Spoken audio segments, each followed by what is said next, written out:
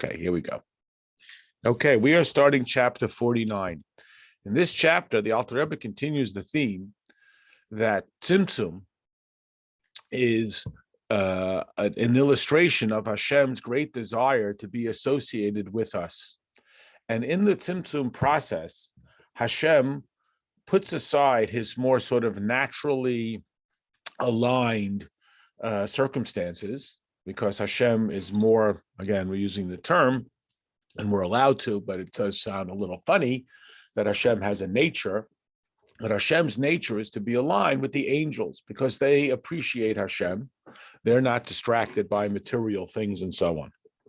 So amongst the different lessons that the Alter Rebbe derives from the Tzimtzum process is that we should reflect that water reflects the face that is put into it like a mirror, that we should reflect this dynamic by us doing what Hashem does, that is putting aside where our instincts might more naturally direct us, which for us is more material things. We're comfortable with process and math and tangible and sensory stimulus than we are with the ethereal and the eternal and the spiritual and other.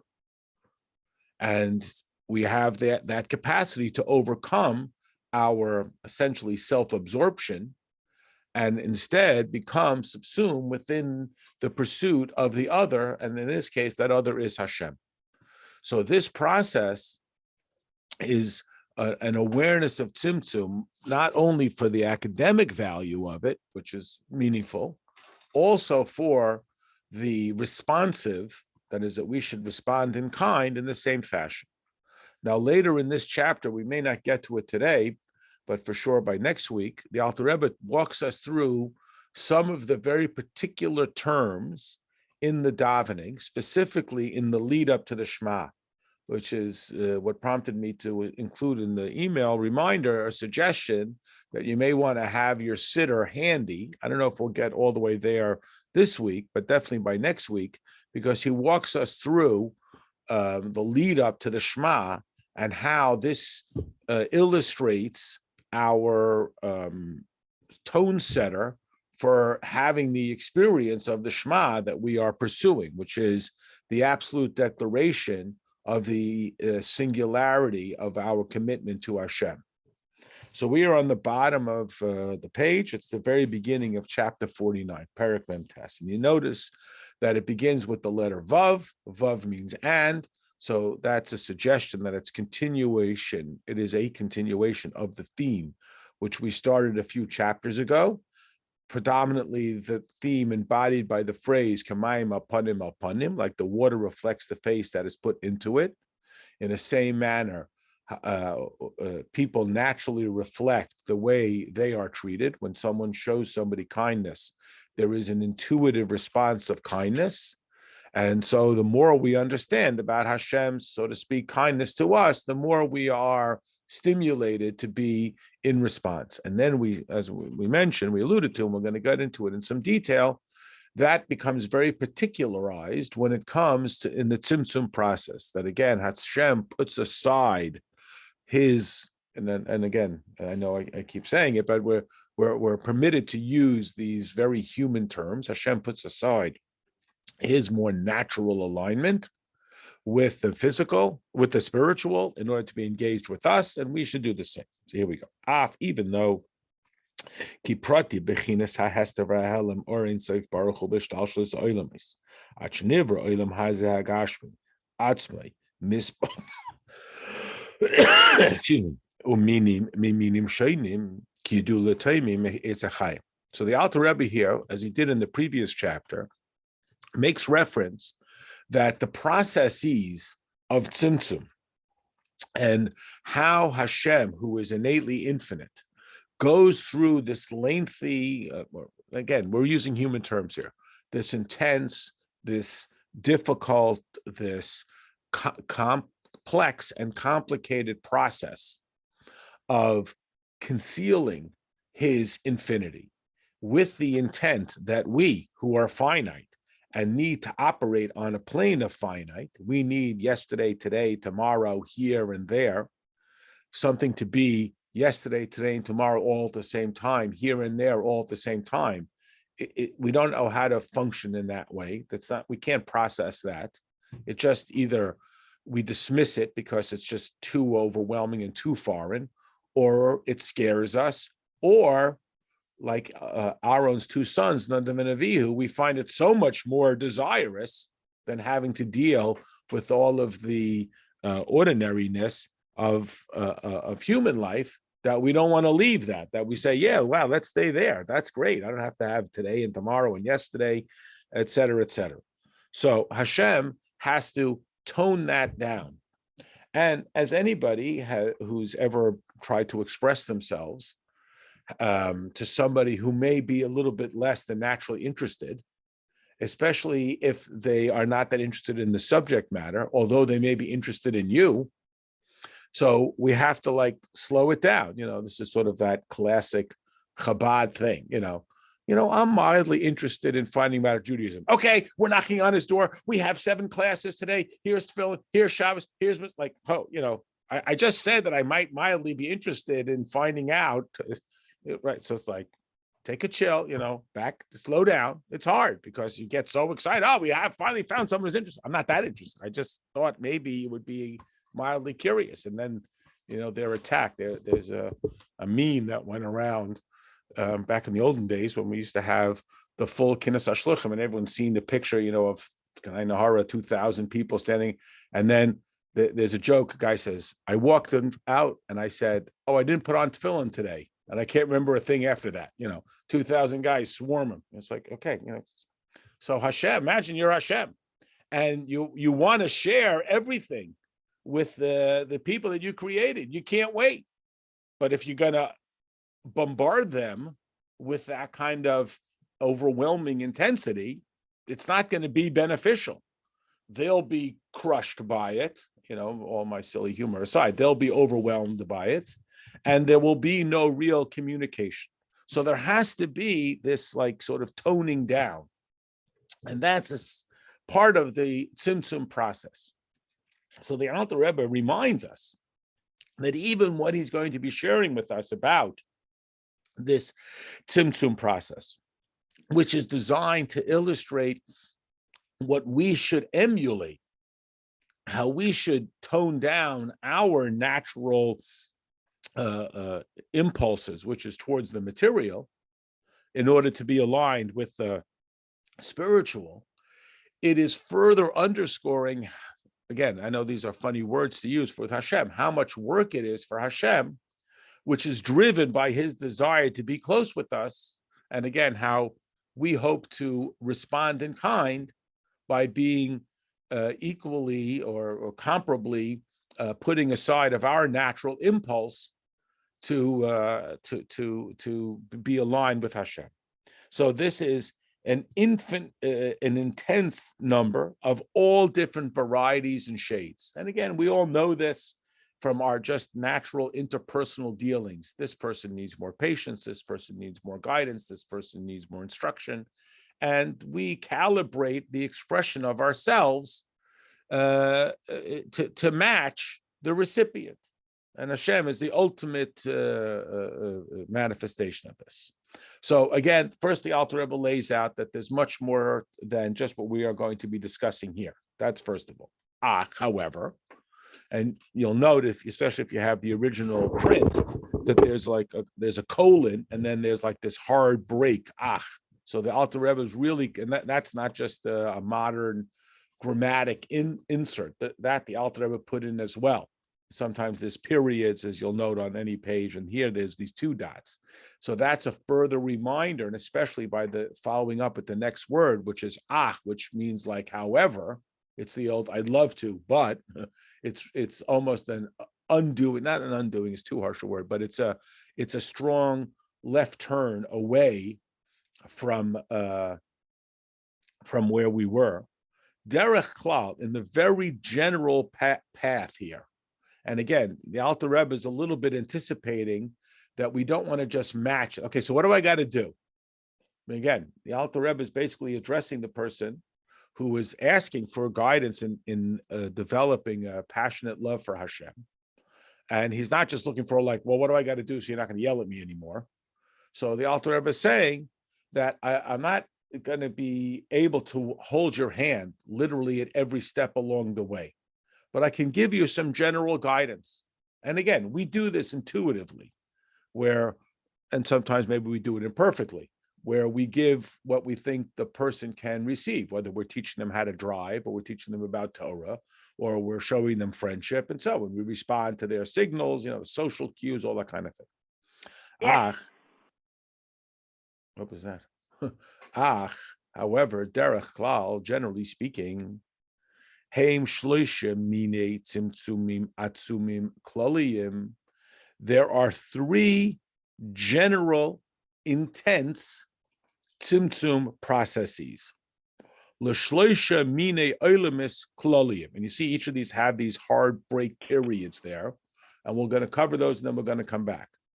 So there are three general, general intense tzimtzums to the three types of general worlds. I could see the question in everybody's eye right now. We're going to get to it.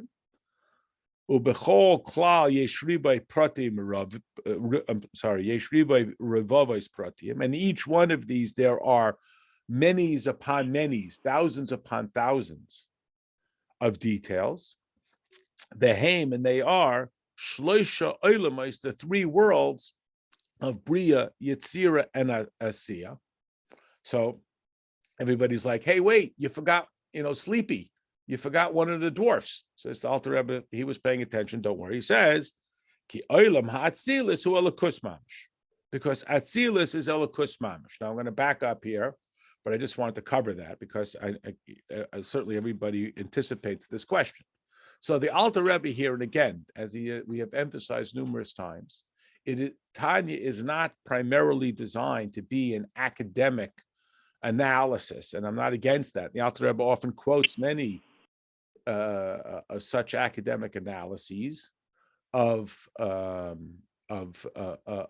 Kabbalistic teaching and so on, and I'm not diminishing that, God forbid, in any way. Tanya is designed to be practical strategies and tactics for having a personal, meaningful relationship with Hashem. Now, just like we know, even in our own human experience, the more we can understand about our functionality and how we operate internally, the better we are at understanding what stimulates us and what frightens us and what overwhelms us and what gets us upset, and so on and so forth. Well, in a similar sense, the more we can understand about how Hashem operates, the more profound or the better it is that we are able to understand the process through Hashem's creation, and we who are created in the image of Hashem in pushback as well. Now, we have mentioned already many times, and I imagine everybody here remembers, that we talk about in the Tzimtzum process, there are essentially four general stages called worlds.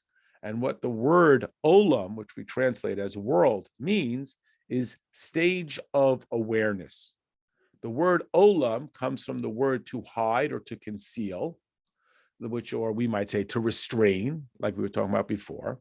So how restrained is it, is how intense a world, or we use the term higher worlds and lower worlds. Higher worlds means greater awareness, less world, more expression.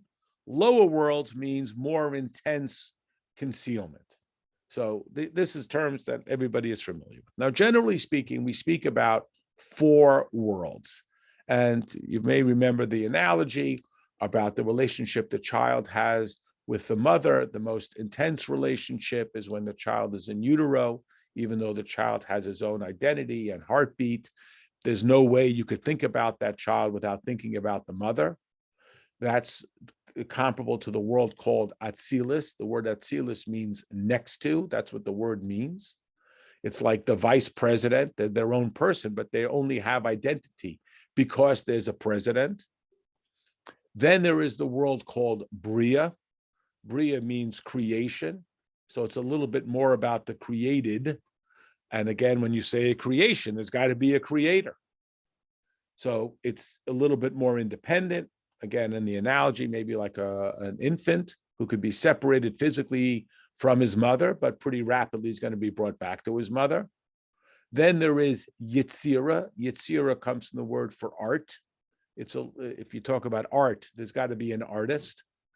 So that's like, make up a number, 10-year-old. He can go away to overnight camp and so on, but even he's going to come back pretty soon.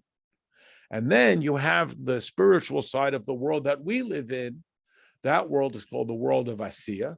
The Asiya translates as action, where it's, I'm busy doing my own thing. What about God? Oh yeah, him too. So it's much less, it's a lower world. It's a much more obfuscated, much more concealed, much less natural awareness. Now, as you've noted here over these couple of lines, the Alter Rebbe keeps referring to 3 stages, 3 general. That's what led us to the question. What do you mean 3? It's 4. And the 3 the Alter Rebbe is referring to are Bria, I'm a creation, means I am, but if I'm a creation, there's got to be a creator. Yitzira, I am very particularly designed. If I'm designed, then there must be a designer. And Asiya, which is, I'm busy, what do you want? It's about me. So why does the Alter Rebbe leave out Atzilus? Because relative to this context, Atzilus is really Hashem. Atzilus is really godliness.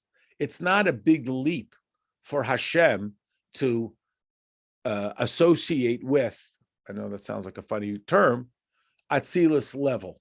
The tzaddik is at Atzilus. Of course, Hashem wants to hang out with Moshe Rabbeinu and with the tzaddikim. That seems like the obvious one.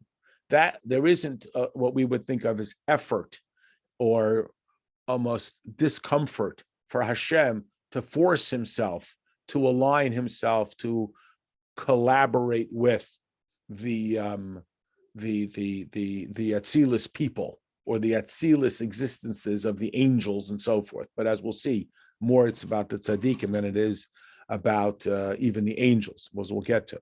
So when the Alter Rebbe is talking about the effort that Hashem makes to be aligned with creation via the tzimtzum, where that really starts to be an effort, I know I keep using that word, is in the Bria level. It's like the relationship between a parent and a child.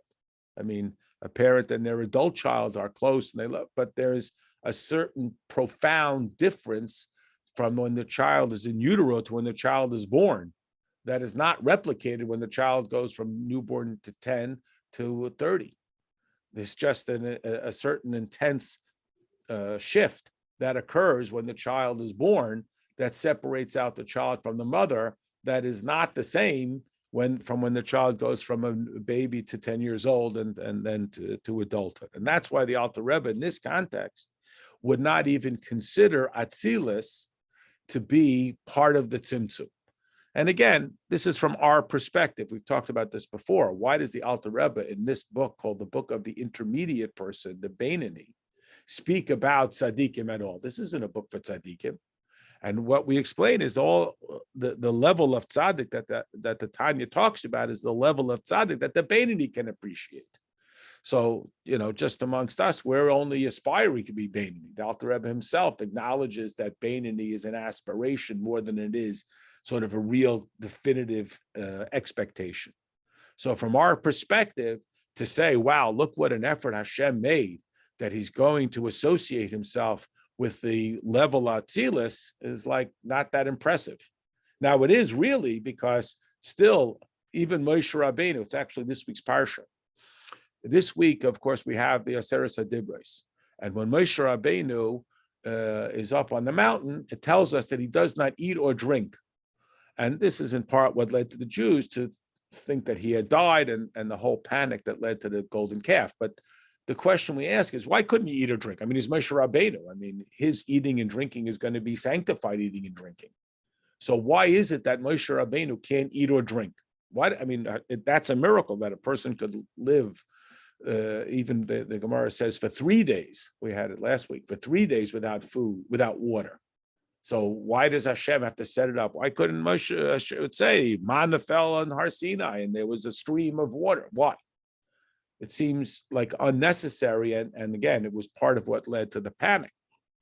So we explain, because even if you're Moshe Rabbeinu, but when you go up to Hashem and you are speaking directly with Hashem and receiving the luchos and receiving even Moshe Rabbeinu can't eat or drink, like on Yom Kippur. Like we always talk about that, we're not eating on Yom Kippur, not because we're sad, it's not Tisha B'Av.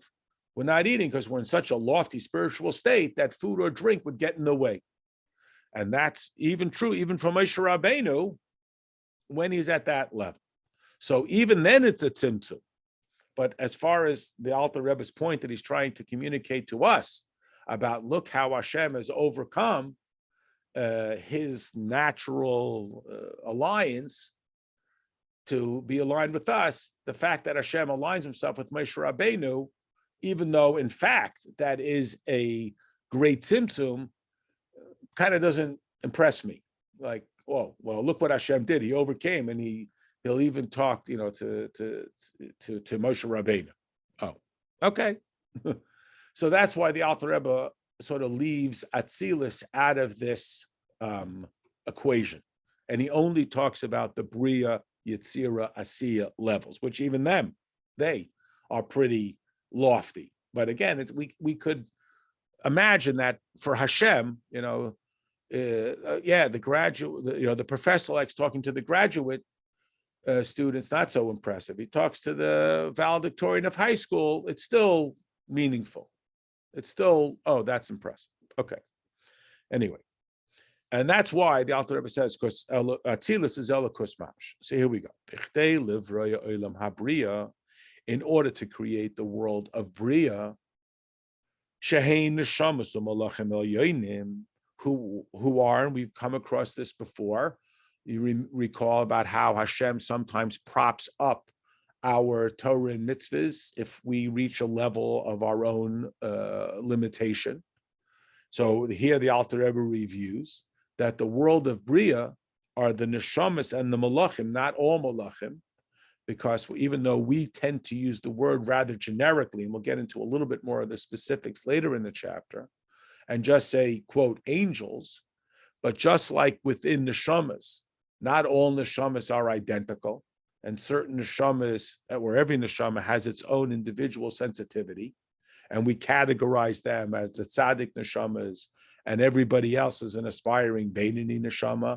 And there are even Rasha neshamas, not that they're destined to be a Rasha, but they're destined to have the challenge of a Rasha, the temptations of a Rasha.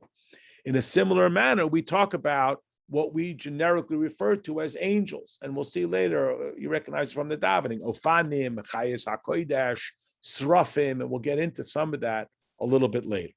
So the world of Bria awareness, that stage of awareness, are Neshamas and Melachim Elyonim, the loftier level angels. Now, when we encounter angels in Torah, they come down into this world, the angels who visit Avram, the angels who visit Lot, and so on.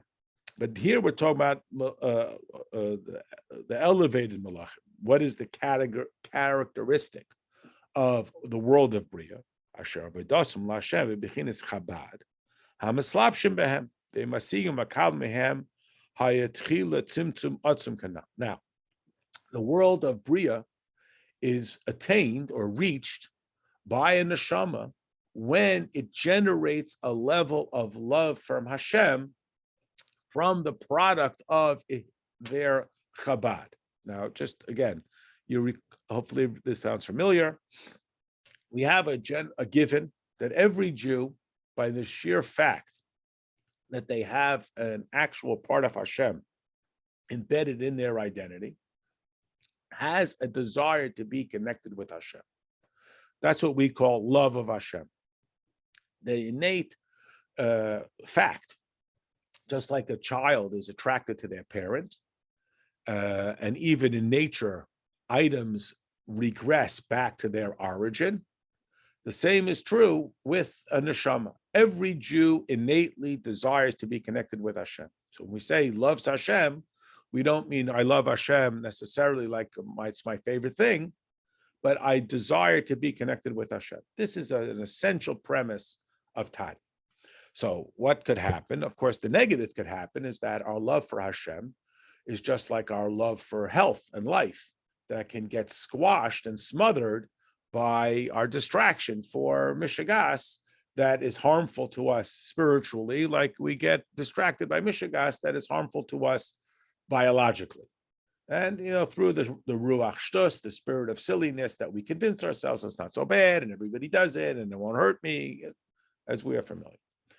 If a person allows their natural love to express itself, the Alter Rebbe sort of at the first says, well, what's the big deal? That's the way you were born. But on the other hand, he then says, it is an avodah because it is simply statistically more likely that the world is going to beat down on our natural love for Hashem. It's just the way that the environment projects out.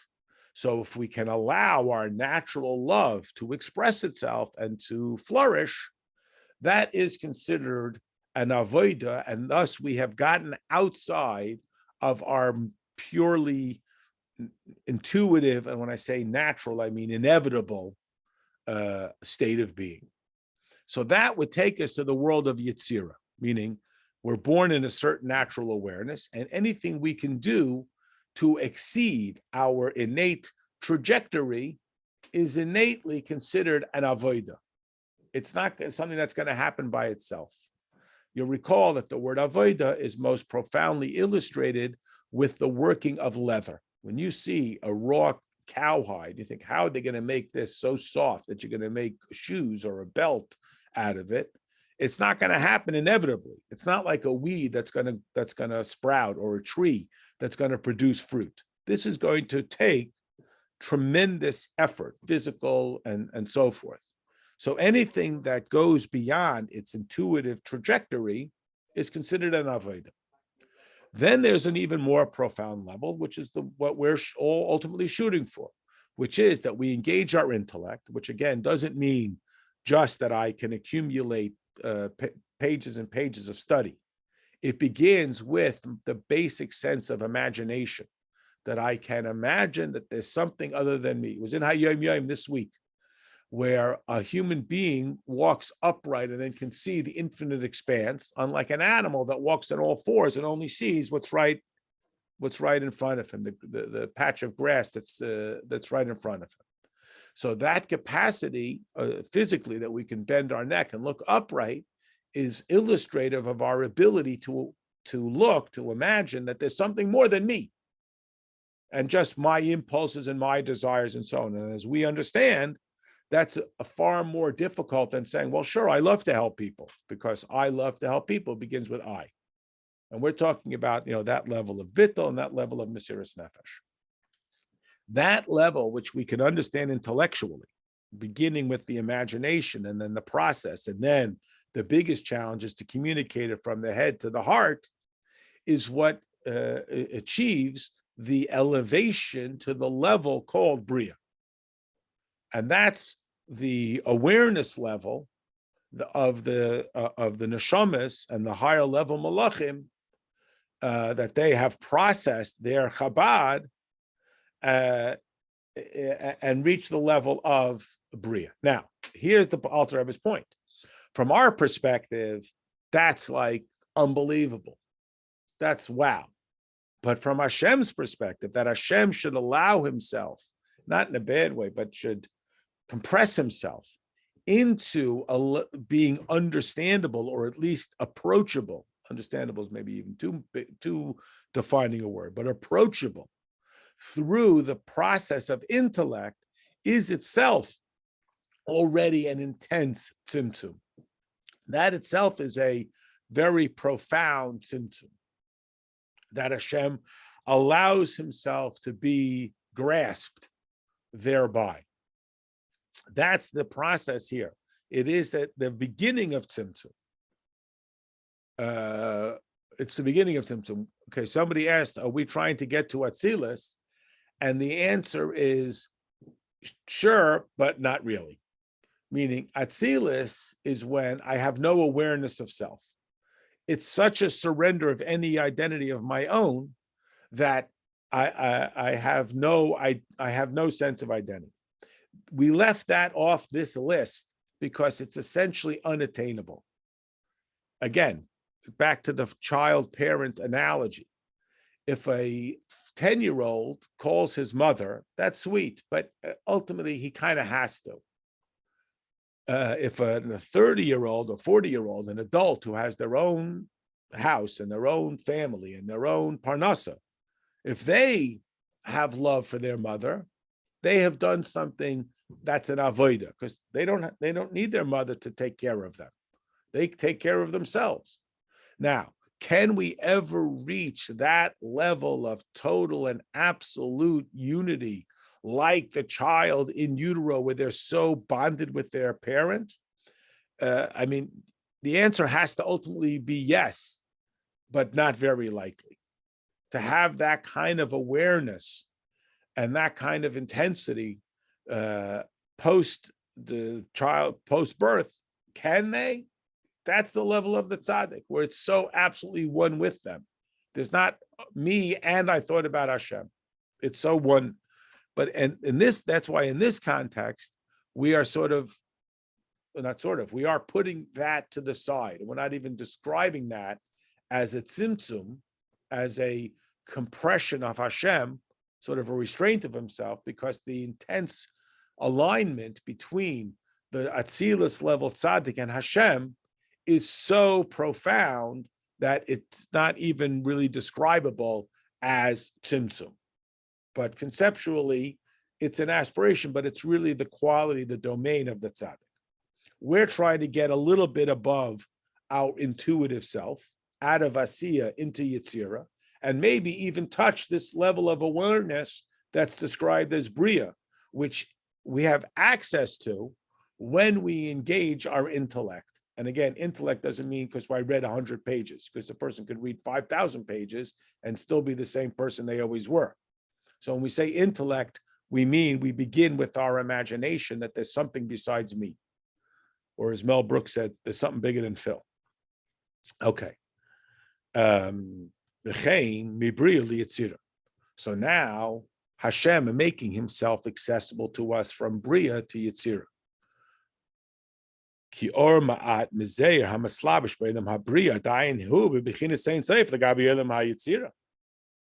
So relative, again, think about our perspective. When we wake up in the morning, the very beginning of our identity, the very beginning of our day is our own identity. That's why the morning brachas are all, thank you, Hashem, for all the things you do for me. You give wisdom to separate between dark and night. You give me the ability, mobility. You give me vision, all these things. They're all beginning with, I'm here, and God does all these good things for me, and therefore I acknowledge God. In that dynamic, which is it's not evil, but it's essentially God is validated by what he does for me.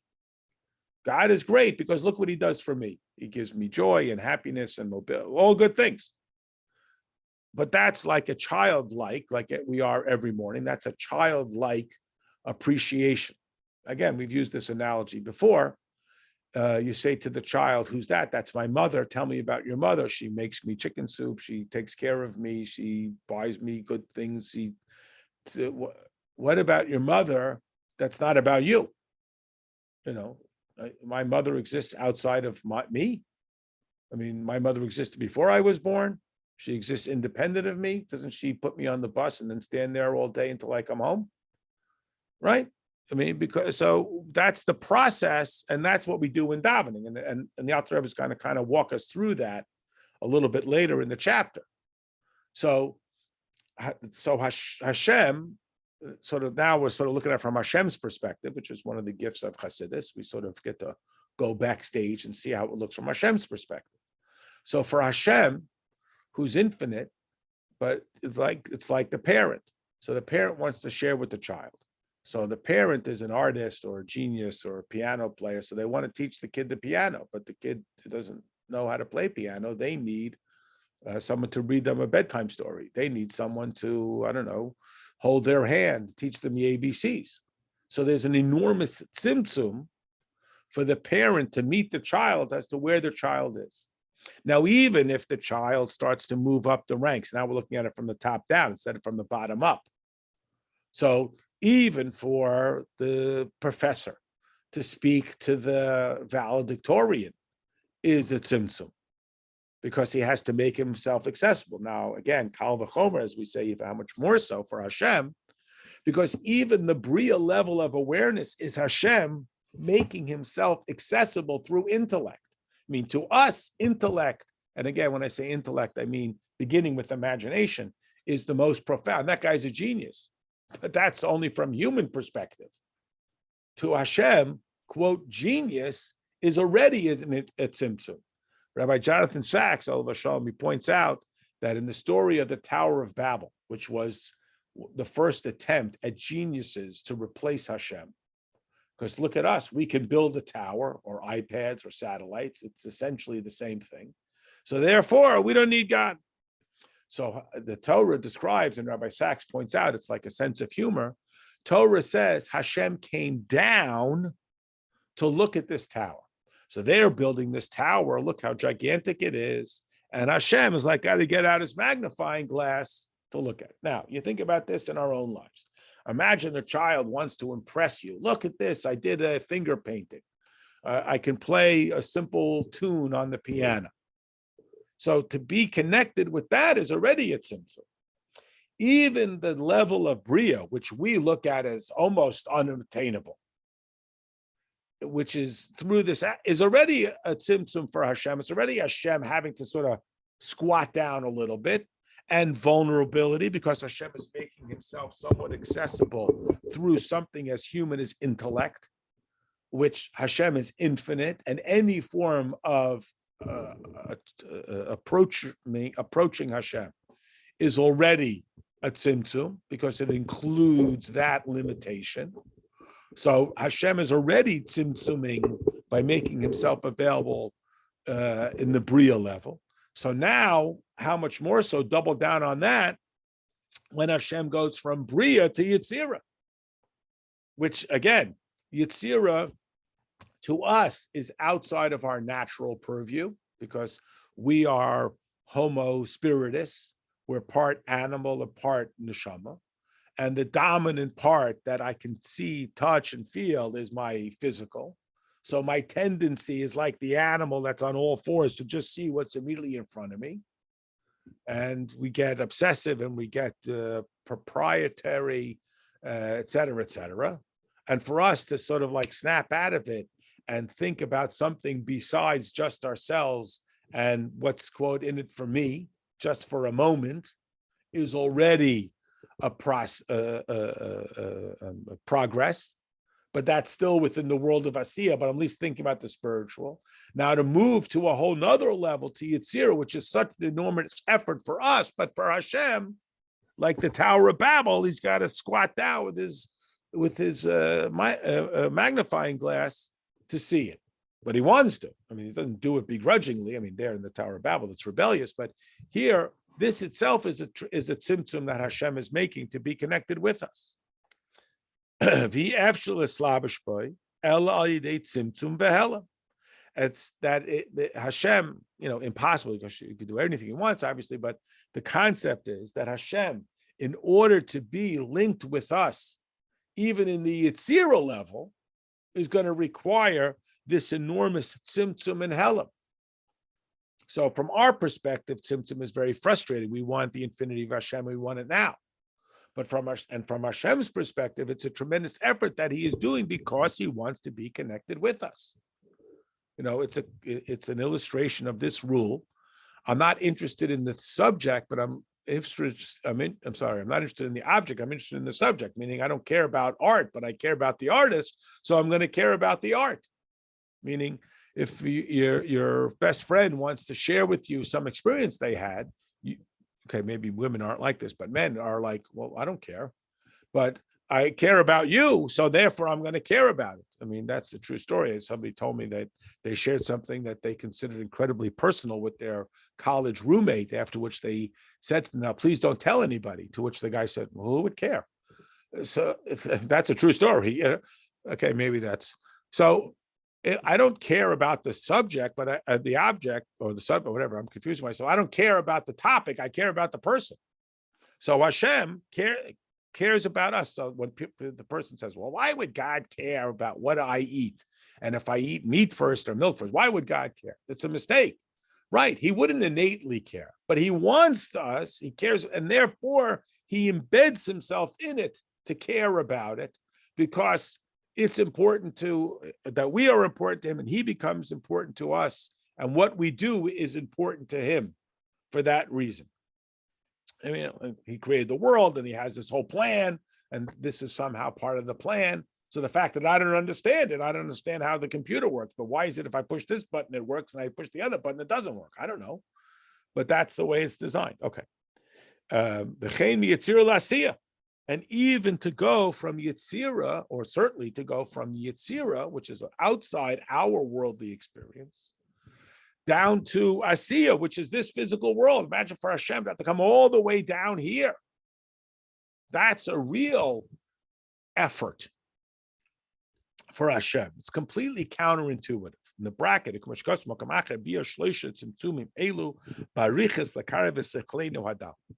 as is explained in other places, the Alter Rebbe says here, it's almost like a little bit comical. The explanation of these three tzimtzums, because Atzilus, even though that's also a tzimtzum, but relative to us, we don't even consider that a tzimtzum, at great length, in order to bring it close to our weak intellect. Thanks a lot, Right. Again, Hashem is trying to explain it to us. Now, how can I say this so you will understand? Meaning, it's not because you're bad or flawed. It's what Hashem is infinite. We are finite. Anybody who's ever had the frustration of trying to explain something that they consider to be rather straightforward and simple to somebody who doesn't understand it, not because they're being difficult, but because they don't have your life experience or they don't have the academic capacity. They the communicator, the teacher, has felt this degree of frustration, that it's very, very hard to communicate such a intense or subtle idea, especially when it's so obvious to you, the teacher, and it's not obvious to the student. And anyone who's ever been on the other side of that and been all frustrated with, because you don't understand, but you don't understand. What do you mean you don't understand? It's obvious. I don't understand. So Hashem goes through this process. Now, the tachlis call it tzimtzumim. What is the goal of all of these tzimtzumim? Now, our core point, it's actually in the Bas Lagani Maimah, that Chassidus emphasizes, is that the goal is here. This is really where the Hashem's primary objective is. This isn't just some sort of busy work so that we can finish with all of this and get to the good stuff. This is where it's at. Now, we know this from what I call the social manifestation, that Chassidus has always emphasized, and in our cultural Chabad system, has always emphasized that every Jew is absolutely indispensable. And the Rebbe really extended this through the 7 Mitzvahs campaign, that every person is indispensable and every material item is indispensable. And it's really, really important for that person to do a mitzvah. It's not like, we are on the inside, we're good. And since we're nice people, we're going to let other people be good like we are. In contrast, the Rebbe's message is, wherever you are, that's where you need to be. This is a off-quoted story. I'm sure I told it to you at least 7 times, about the Rebbe told Rabbi Lipsker, who started the Aleph Institute, which is visiting and caring for and supporting Jews in prison and in the military and other situations where their sort of standard living conditions are subjected to other authorities. Rabbi Shimon, of course, we have here in Chicago, been doing this for 40 years. So the Rebbe told him there's two ways you can visit a Jew in prison. One way is you say, look, Nebuch, you're in prison, but I want you to know that we still love you, and here's, food and clothes and whatever. The other is, look, God needs to be everywhere. For whatever reason, you're in this very, very dark place. If you're in this very, very dark place, that means you have the ability to bring light into this very, very dark place.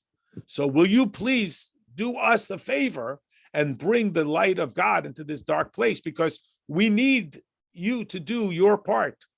So rather than this sort of essentially pitying, which I don't mean that as nasty as it sounds, because it's better than ignoring the guy. It's pitiful, which is one strategy, Nebuch. The other strategy is, this is where the game is played, because Moshe Rabbeinu couldn't bring light here, because if he could have, he would have. So only you can bring the light here. So please bring the light here. So that's this idea. The game is played, so to speak.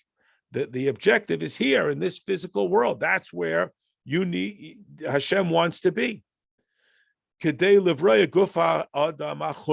order to create us with all of our self-awareness, crass humanity, excuse me, that begins with I'm here, I want, and again, chumri, which we translated as materialistic. We know the word gashmiism, we know that term. Chumri is a harsher term than gashmi.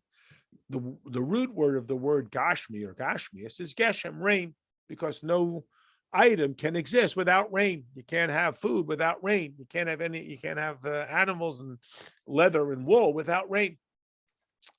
Rain doesn't conjure up something that is antagonistic to godliness. It's just materialistic. Chumri, which is the word the Alter Rebbe uses here, comes from the word for a donkey, a chamor, and chumra, like harsh, like we would say stubborn as a mule. That is it. That's a physicality that fights its godliness. It's antagonistic to godliness. Rain is not innately antagonistic to godliness. It's just not intuitively godly. Chumri suggests it is antagonistic to godliness. And that's the goal. It's not like I got this body and it's this big nuisance, but I got to drag it around with me. Like the bird who complained to Hashem, I'm the slowest runner. All the animals are going to eat me. And you put these two heavy things on my back. And Hashem's like, no, those are wings for you to fly. So our body is not just this big nuisance, like I said. It is the goal, ulikafia, so that we will restrain l'sitra achra, that oppositional force, v'liyas yisra na'or menachish, so that we will have a greater light born of the darkness. Meaning, if the whole goal of existence was just that our neshama should just be able to do what it wants to do, so then the body's just this big obstacle that serves no value. It just gets in the way. And success would be, how much can I ignore the body? So that is such a strategy. That's the strategy that ultimately is manifest in asceticism and even in self-damaging and so on, which clearly we're not into that, although maybe we need to tone it down a little bit, but that's not our derech for sure. And we don't think of the physical body as something that is in the way. Rather, that is the objective, because otherwise this feels like a big exercise in futility. Why would Hashem go through this whole process to create down to the very end of physical creation, not only the 6 days of creation, but like Rashi tells us, that Hashem created worlds and destroyed worlds. And the Medrash tells us that the Torah and the Jewish people preceded creation by 2,000 years. And that's a conceptual thing. We don't have time until we get creation.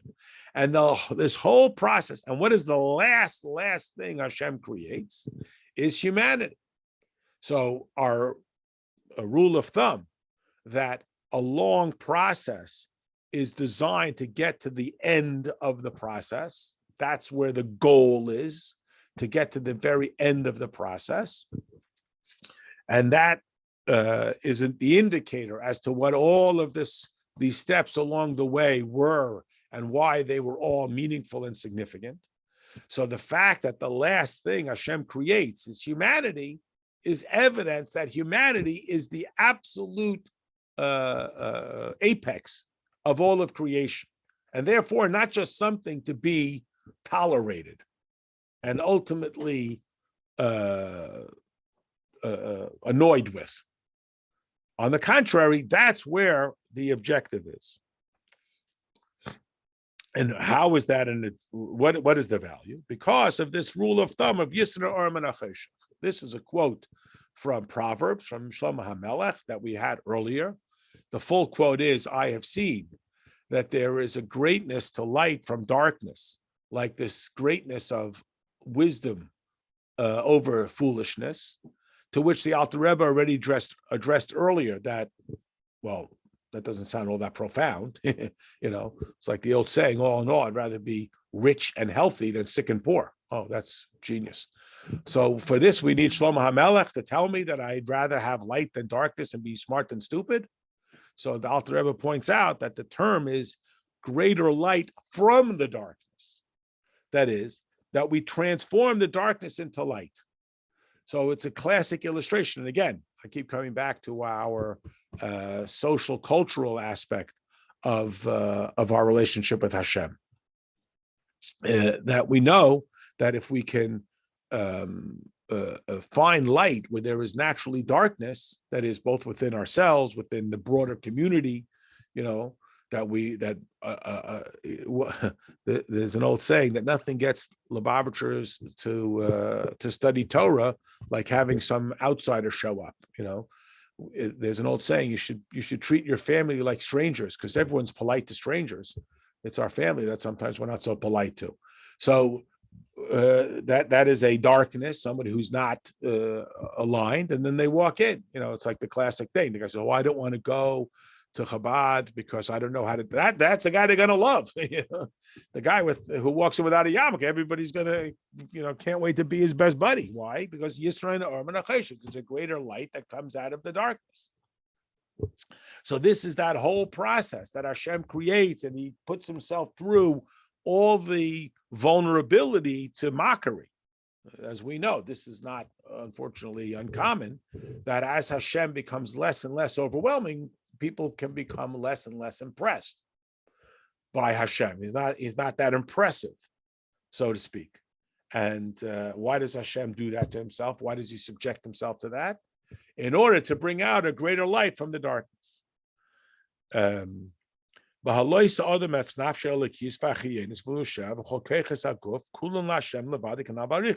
we do that? That's our choice. That when we who are issued one body and one soul, and the body says, I'm here, I want. Essentially, you think about the trajectory of a person's life as a baby and literally an infant. It says, I'm here, I want. I cry when I'm hungry, and I do what I want.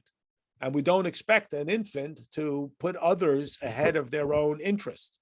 But as they grow, we hope, although that itself is a challenge, we hope that we learn to put the spiritual ahead of the physical, put the other ahead of self, put the neshama ahead of the body. And when we are able to do that, when we achieve that objective, we bring out the greater light from the darkness. As we explained earlier, why? When we recognize that the reason why we have all of these parts, all of these capacities, intellect and so on, is to serve Hashem. Meaning, not only that I engage my intellect to pursue my interests, and I pursue the interest of Hashem, it's that that it is exclusively Hashem levado, exclusively. We talk about this a lot in certain circumstances. For example, when we eat matzah, is a classic illustration. So one of the foci of eating matzah is to think, imagine if I always ate like this. Imagine if every time I ate, I was thinking that I'm eating because it's a mitzvah, because I have to sustain my physical body, I have to nourish myself. Think about if every time we listened like we listened to the shofar. I'm not eating matzah because it's delicious. Yeah, it tastes fine. So I'm eating it, and I'm really thinking, this is the mitzvah, this is the purpose. I'm thinking about this in great detail. Well, imagine if I would eat that way all the time. So this is what the Alter Rebbe says here, that the purpose of my physical existence is not to be discarded, not to be ignored. It is to be elevated in the service of Hashem exclusively. And when we do that, we bring out a light from the darkness, because again, the intuitive reflexive aspect of my body is, I'm hungry, I'm going to eat. Okay, I'll make a bracha before I eat. I'll make sure it's kosher, but now leave me alone.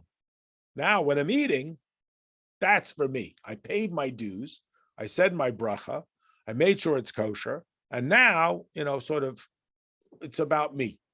Well, imagine if we would be thinking and consciously aware. That would be a light out of the darkness, because it's so unanticipated. That's the objective. It's not for the higher worlds. It's not just even for hanging with the tzaddikim. Because if that was the case, why did Hashem keep creating? And again, the ultimate is noticed in the last things. Why is everything always in the last place you look? Because once you find it, you stop looking. So once Hashem stopped creating, that's how we know that that's the last thing. That's the whole purpose. So again,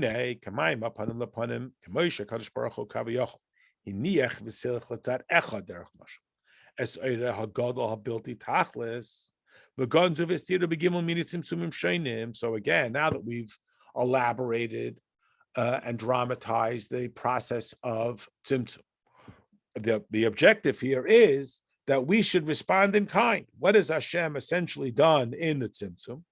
He has put aside, again, his natural great light, that is his natural self, and he has embedded it in the three tzimtzumim. And this is a crucial distinction because, and again, back to our cultural experience, sometimes people will say, if I become from, in a very generic sense, I will lose my identity. I won't be me anymore. I have to stop being me and I have to start being something else. There was two, I think they were brothers, maybe they were friends. They were French, like rock and roll, everyone's a star. I mean, everyone was a movie star before they became from. Maybe he was once in a movie, or saw a movie. They were musicians, I don't know. And, in the 70s, and sometimes, maybe they, talked during Pesukei D'Zimra, did other Averas, I don't know exactly what, associated with their music. And then they became Chabad. So they decided they're giving up their music because music was so associated with some of their misbehaviors that they said, icky poo, I got to get away from this. And the Rebbe directed them, encouraged them, on the contrary, to use their music to be in the service of Hashem. So they had a band. I remember they were called the Baal Shem Tov Band, and they played really loud. And they had, they made this attractive Jewish music. This is the concept that we're saying here. It's not that Hashem discards his identity when he embeds himself in the tzimtzum. Meaning, back to us, it's not that Hashem is saying, could you stop being you and be something different because that's what I want? It's a vastly different, and I hope I can express it. Maybe it's just more intuitive that people recognize it. I'm asking you to be your entire complete self directed in the relationship with Hashem. That is, tzimtzum, as we always have talked about, is not the removal of Hashem's identity. It's the embedding of it in I'll use this word tolerable, I don't mean that in a bad way, dosage that we can accept. So Hashem is not stopping to be his infinite self, to be connected with us. And he's not asking us to stop being our finite identifiable self in order to be connected with him. He's asking us, though, to direct it in a manner that is receivable by him, like he does to be receivable by us. There's a fundamental difference there. I hope that it's clear, because it could sound like, well, stop being you and just be this other thing. Discard that you thing and be something else. But that's not what tzimtzum is, because remember, tzimtzum doesn't mean I abandon. Which is all done because Hashem has a love for this person down here, the low person. And again, low meaning least naturally aligned with the infinity of Hashem. And like we have a rule that if somebody is acting out of love and passion, they'll restrain themselves. Meaning, when a person has love, they'll hold themselves back. Physically, they'll even crimp themselves in. How much more so? And the Alter Rebbe really uses this elaborate term. How much more so? Doubled and redoubled without end.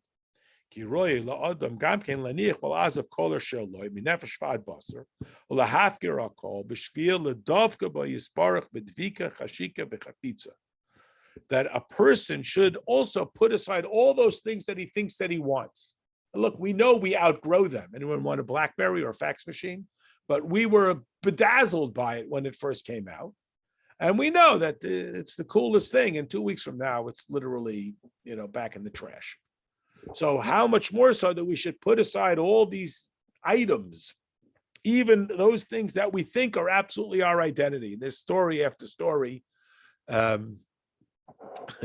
There's one in particular, because they're closing this Gulliver's restaurant. There was a guy I know, and he was making his journey. And one thing he liked was to go not only to eat to Crown Heights kosher level. So he decided, okay, he's going to give that up. But first, he's going to go to all his favorite restaurants one more time. He literally made a list. I'm telling you a true story. He made a list. Going to go to my favorite one more. And the first one was here. And he had the date. He had a calendar. And he gets there. And he goes, what am I doing? This is silly. And he didn't go in because he's like, he outgrew it. I'm not into this anymore. I know I don't want to do this anymore. I know it's not the right thing for me. He outgrew it. That's it. He just discarded it. And that's sort of this idea. Because if you love Hashem, you don't want those things anymore.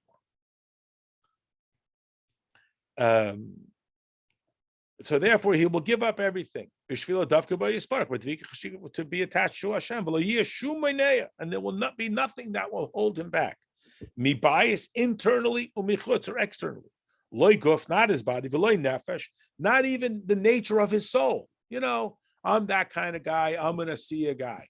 Remember when the Baal Shem Tov said that every Jew can have a personal, passionate relationship with Hashem. So some people who thought that they had an exclusive on that because they were particularly holy, they were disappointed. Other people were also disappointed. The people who thought, not me. You don't expect me to have a real relationship with Hashem.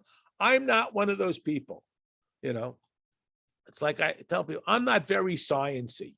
Why should my pencil fall just because I let go? I don't believe in gravity. My Alta's 80, he was like a sciencey guy, knew all that stuff. But I don't believe in it. So how come my pencil falls when I let go? I'm not sciencey. It doesn't matter. Not even money, not even his own family. I can't turn my son in, even though he's an axe murderer. Why? Because again, he puts aside all those intuitive, natural alignments with his physical self, his comforts, his monetary, all for the service of Hashem. Because Hashem does that for him. And again, it would be ridiculous, except that Hashem is one with me and I am one with Hashem. It's like a parent. Why would you do that for that person? Well, that's my child. Oh, now I understand. Why would you spend all that money and buy all that kid, all those clothes and all that food and all? Well, that's my child. Oh, okay. Right. So now we understand it. All right. We'll stop here. Continue next to Vach.